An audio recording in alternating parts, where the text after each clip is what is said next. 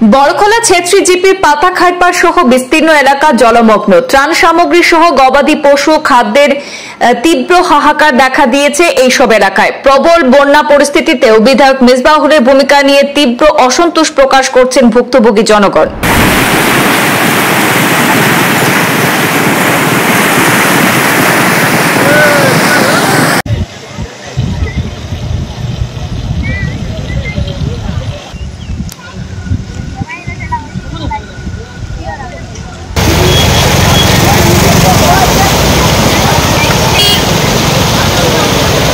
বন্যা এলেই তীব্র আতঙ্ক ছড়িয়ে পড়ে বড়খোলার বিভিন্ন এলাকায়। বরাক নদী, জাটিঙ্গা নদী, হারাং নদীর ভয়াবহ স্রোতে মুহূর্তের মধ্যে ভেসে যায় বড়খোলার বিভিন্ন অঞ্চল। তার কারণ হচ্ছে শিলচর জয়ন্তিয়া সড়ক এবং জাটিঙ্গা নদী ভাঙন প্রতিরোধ ব্যবস্থা না থাকায় গোটা এলাকায় নদীর স্রোতে ভেসে যায়।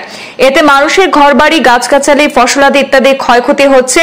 বিগত 2-3 দিনে ভয়াবহ রূপ ধারণ করেছে গোটা বড়খোলায়।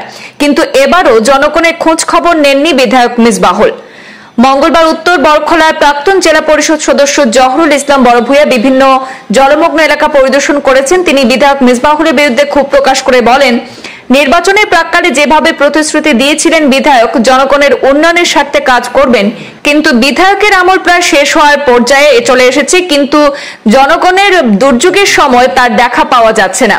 কুম্ভ নিদ্রায় রয়েছেন বিধায়ক। মানুষ গৃহহীন হয়ে আছেন। ঘরবাড়ি, গাছগাছালি, ফসলাদি, গবাদি পশু নিয়ে বিপাকে পড়লেও খোঁজ নেই বিধায়কের।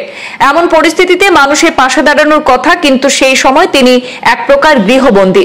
তিনি বন্যা আক্রান্ত মানুষের জন্য পর্যাপ্ত পরিমাণে ত্রাণ সামগ্রী এবং গবাদি পশু খাদ্যের ব্যবস্থা করে দিতে জেলাশাসক সহ রাজ্যের মুখ্যমন্ত্রীর আশু হস্তক্ষেপ কামনা করেছেন।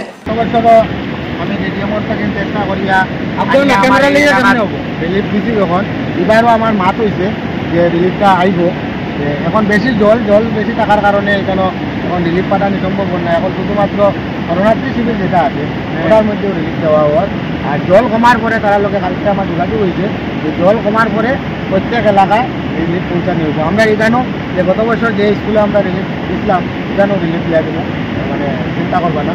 এখন ঘর বাড়ি মোটামুটি ঠিকঠাক আছে না পুরো জল হয়ে গেছে, জল হয়ে গেছে।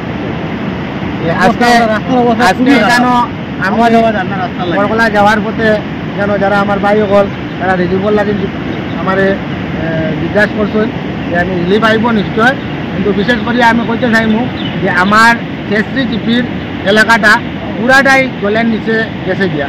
যে আমাদের যে এখন যে এই যে দুর্যোগ যে সময়টা, এই দুর্যোগের সময় যে আমাদের অনেক নেতা মন্ত্রীরা সময় সময় দেখা যায় যখন নির্বাচন আসে যে আমরা মানুষের পাশে আছি, পাশে থাকবো, কিন্তু যখন দুর্যোগের সময় হয়, এরকম বন্যার সময় হয় বা আরও অন্যান্য যখন বিপদের সময়, তখন তাদেরকে দেখা যায় না।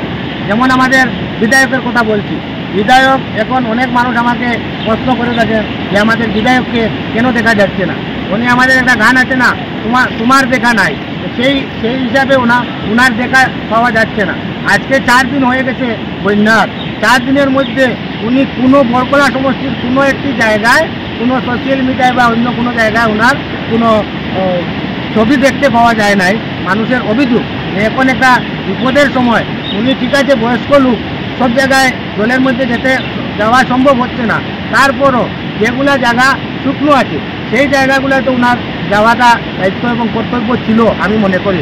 এছাড়া আমাদের যে বড়খোলা সমষ্টির অর্ধেক আমি বলতে যাব এখন যে আমার ভুবনেশ্বর শ্রীকোনা জেলা পরিষদের এলাকা একদম রাজনগর থেকে শুরু করে ফুলবাইল বনিরগ্রাম হয়ে একদম বেলাকোনার দিক থেকে বাঙ্গারপাড় অনেক জায়গা প্লাবিত, জারলতা জিপি প্লাবিত হয়েছে, ছেত্রী জিপি পুরোটাই প্লাবিত। যেমন বড়খোলা জিপির অর্ধেক, বলরামপুর জিপির অর্ধেক এবং দলু জিপির কালীনগর থেকে শুরু করে দলুবস্তি, বলরামপুর জিপির বালাচড়ার এই পিছন দিক থেকে শুরু করে অনেক জায়গা প্লাবিত হয়েছে। এই যে আপনাদের সম্মুখে রয়েছে একটা বসত বাড়ি, দেখেন মহিলাটা কীভাবে অসহায় হিসাবে বসে আছে। যে কোন সময় আরও যদি বেশি জলটা বেড়ে যায় তাহলে এই ঘরটা বেঁচে থাকবে না বলে আমি মনে করি।